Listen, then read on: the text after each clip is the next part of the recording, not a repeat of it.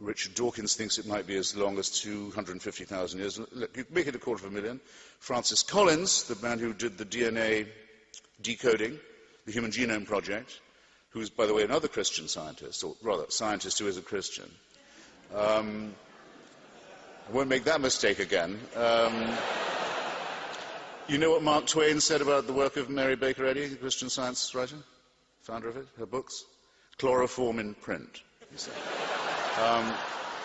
This is a digression. It's a digression. Francis Collins says at least 100,000 years. We can show we've been around for that long. It's quite a long time. I'll take 100. Never mind. I don't need 250,000 for my point. Make it 100,000. 100,000 years, people have been, our species has been around on this speck. Born, usually dying, actually, a great number of them in childbirth, wouldn't have got beyond being born.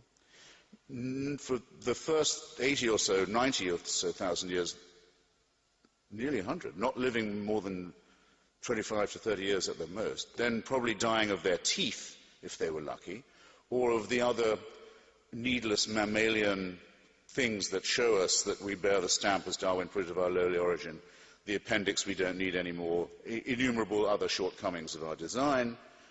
We're designed to live on the savannah that we've escaped from. Terrible disease, suffering, misery, malnutrition, and fear. Where do the earthquakes come from? Why is there an eclipse? What are the shooting stars doing? And awful cults of sacrifice to try and ward off what are in fact natural events. And war, and rape, and the kidnap of other peoples, and the enslavement of them. All of this goes on, gradually inching up to the point where you can brew beer, a breakthrough in my view, domesticate animals, separate one kind of corn from another. So very millimetrical progress, but terrible struggle, sacrifice, pain, misery, and above all, fear and ignorance. And you have to believe this if you believe in monotheism. For the first 97, 98,000 of this, heaven watches with indifference. Oh, there they go again. That whole civilization's just died out. Well, what are you going to do? They're raping each other again. They're poisoning. They think that the other tribe has poisoned the well, so they're going to kill all their children. All this. Just watch all that.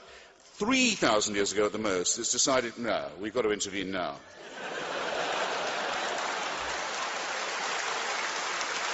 You have to believe it.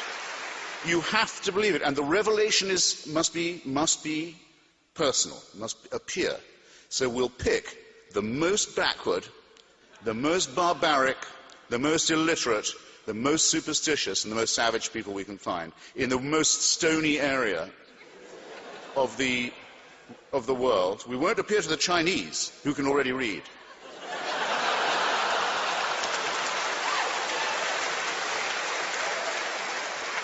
We won't appear in the Indus Valley, where they know a thing or two and they're already, they're very far advanced. No.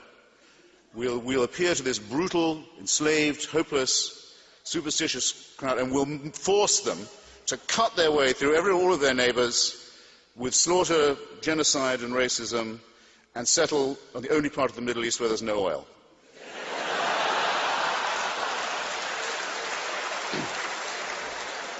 And all subsequent revelations occur in the same district.